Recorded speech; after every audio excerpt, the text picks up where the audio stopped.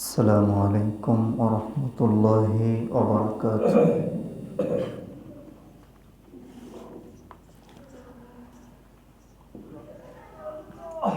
إن الحمد لله نحمده ونستعينه ونستغفره ونؤمن به ونتوكل عليه ونعوذ بالله من شرور أنفسنا ومن سيئات أعمالنا. من يهد الله فلا مضل له ومن يضلل فلا هادي له، ونشهد أن لا إله إلا الله وحده لا شريك له، ونشهد أن سيدنا وحبيبنا ومولانا محمدا عبده ورسوله، أرسله بالحق بشيرا ونذيرا وداعيا إلى الله بإذنه سراجا وقمرا منيرا. فقد قال الله تعالى في كلامه المجيد والفرقان الحميد: أعوذ بالله من الشيطان الرجيم. بسم الله الرحمن الرحيم. وإذ ابتلى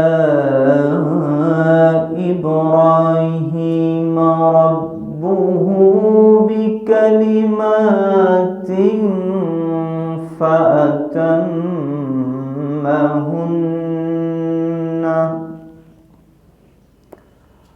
قال إني جاعلك للناس إماما، قال ومن ذريتي،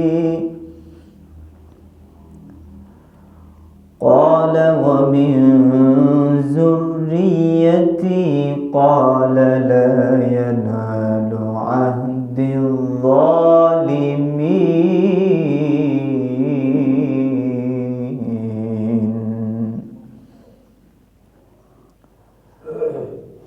وقال النبي صلى الله عليه وسلم: إن الله وملائكته يصلون على النبي يا أيها الذين آمنوا صلوا عليه وسلموا تسليما. اللهم صل على محمد وعلى آل محمد كما صليت على إبراهيم وعلى آل إبراهيم إنك حميد مجيد.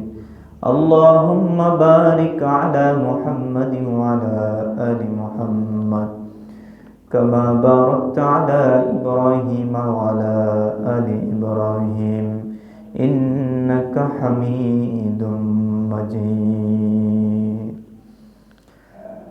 আলহামদুলিল্লাহ, যাবতীয় প্রশংসা শুকরিয়া একমাত্র আল্লাহ সুবহানাহু ওয়া তাআলার জন্য। শান্তি অবতীর্ণ হোক পৃথিবীর শ্রেষ্ঠ রাসূল, সর্বকালের সর্বশ্রেষ্ঠ মহামানব সাইয়্যিদুল মুরসালিন জনাবে মুহাম্মদুর রাসূলুল্লাহ সাল্লাল্লাহু আলাইহি ওয়াসাল্লামের উপর। শান্তি অবতীর্ণ হোক খুলাফায়ে রাশিদিন, সাহাবা আজমাইন, তাবিঈন, তাবে তাবিঈন, সালফে সালেহিন। আল্লাহ রাব্বুল আলামিন সকলের উপরে রহমত শান্তি বর্ষণ করুন। অধ্যেকার দিনদার ইমানদার জ্ঞানী গুণী সম্মানিত মুসল্লি নিজাম ফুজালে নিজাম ভাইরা, মহান আল্লাহ রাব্বুল আলামিনের দরবারে আরো শুকরিয়া আদায় করছি যে মহান সত্তা, মহান মুনিব, মহান প্রতিপালক আমাদেরকে দুনিয়া নামক পরীক্ষার মধ্যে, দুনিয়া নামক ব্যস্ততার মধ্যে আল্লাহর হুকুম, মহান হুকুম পালন করার উদ্দেশ্যে আল্লাহ তাআলা আমাদেরকে যথাসময়ে তার ঘরে উপস্থিত হওয়ার তৌফিক দান করেছেন। আমরা সকলে অন্তর থেকে প্রাণবন্ত আওয়াজে আল্লাহ রাব্বুল আলামিনের শুকরিয়া আদায় করছি। সবাই একযোগে বলছি আলহামদুলিল্লাহ।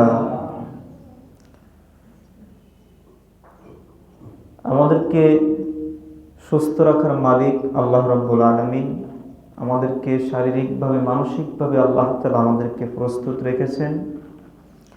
আল্লাহ তাআলা আমাদেরকে যথাসময়ে উপস্থিত হওয়ার তৌফিক দান করেছেন।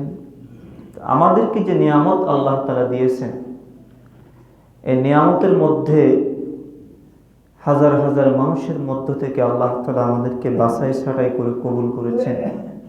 নিশ্চয় আল্লাহ রাব্বুল আলামিন আমাদেরকে ভালোবাসেন, ঠিক কিনা? তো আল্লাহ রাব্বুল আলামিন আমাদেরকে ভালোবাসেন এই কারণে বলছি যে আল্লাহ তাআলার হাজার হাজার অসংখ্য সৃষ্টির মধ্যে, সৃষ্টির মাঝে আল্লাহ তাআলা আমাদেরকে সর্বশ্রেষ্ঠ সৃষ্টি মানুষ হিসেবে পরিচিতি দান করেছেন। আল্লাহু আকবার। আল্লাহ আমাদেরকে এই পরিচয়টা দান করেছেন। আল্লাহ চাইলে আমাদেরকে মানুষ না বানায় অন্য কোনো প্রাণী জগতের মধ্যে আল্লাহ তাআলা আমাদেরকে নিমজ্জিত করতে পারতেন, কিন্তু আল্লাহ সেটি করেন নাই। আল্লাহ কি করেছেন? আমাদেরকে ইবনে আদমের সন্তান আমরা। কার সন্তান? আদমের সন্তান আমরা। শুধু কি তাই? আল্লাহ রাব্বুল আলামিন আমাদেরকে পৃথিবীর শ্রেষ্ঠ রাসূল মুহাম্মদুর রাসূলুল্লাহ সাল্লাল্লাহু আলাইহি ওয়াসাল্লামের উম্মত পরিচয় দেওয়ার মতো হিম্মত, যোগ্যতা আল্লাহ আমাদেরকে দান করেছেন। এই উম্মত হওয়ার জন্য কত নবী আফসোস করেছে, যদি আমরা একজন নবী না হই, একটা কওমের নেতা না হই, যদি আমরা মুহাম্মদ সাল্লাল্লাহু আলাইহি ওয়াসাল্লামের উম্মত হতে পারতাম, তাহলে আরো বেশি নিজেদেরকে গর্ববোধ করতাম।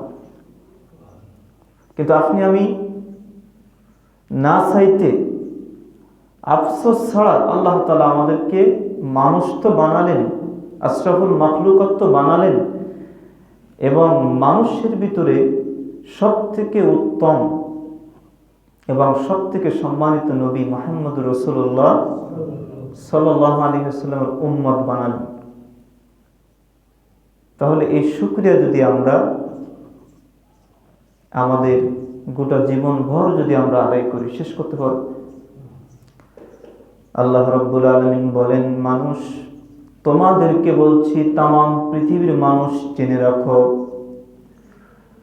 দুনিয়ার সমস্ত সাগরকে যদি তোমরা কালি হিসেবে ব্যবহার করো, এবং দুনিয়ার যত লতাপাতা গাছ যা আমি আল্লাহ তাআলা সৃষ্টি করেছি, এগুলোকে যদি কলম হিসেবে ব্যবহার করো, তোমাদের জীবন নয়, তোমাদের পরবর্তী জীবন নয়, তোমরা যদি কিয়ামত পর্যন্ত যদি তোমাদেরকে হায়াত দেওয়া হয়, জীবন দেওয়া হয়, তোমরা শুধু লিখতেই থাকবে, তোমরা শুধু লিখার কাজেই থাকবে। সাগরের কালি ফুরিয়ে যাবে, অর্থাৎ সাগরের এই পানি ফুরিয়ে যাবে, লতা পাতা সবকিছু শেষ হয়ে যাবে, তোমাদের জীবন শেষ হয়ে যাবে, কিয়ামত সংঘটিত হয়ে যাবে। কিন্তু আমি আল্লাহ রাব্বুল আলামিনের প্রশংসা লিখে তোমরা শেষ করতে পারবে না। আল্লাহ রাব্বুল আলামিন বলেছেন, মুহাম্মদ সাল্লাল্লাহু আলাইহি ওয়াসাল্লাম তোমাদেরকে শুধু আদর্শ নয়, তোমাদের আদর্শের মূর্ত প্রতীক। যদি নবীকে মেনে চলো, নবীর সুন্নাত মেনে চলো, সুন্নাতকে সম্মান করো, একদিন দেখবে কিয়ামতের কঠিন ময়দানে, হাসরের ময়দানে, যেদিন কেউ কারো পরিচয় দিবে না, কেউ কারো কাজে আসবে না, সেদিন এই নবীর এই সুন্নাত দেখানো পথ অনুসরণ করার কারণে, অর্থাৎ কোরআন এবং হাদিস মেনে চলার কারণে, মুত্তাকি হওয়ার কারণে আল্লাহ রাব্বুল আলামিনের নবী তোমাদের জন্য শাফায়াত হিসেবে যথেষ্ট হয়ে যাবে। নবীর শাফায়াত যদি পেতে হয়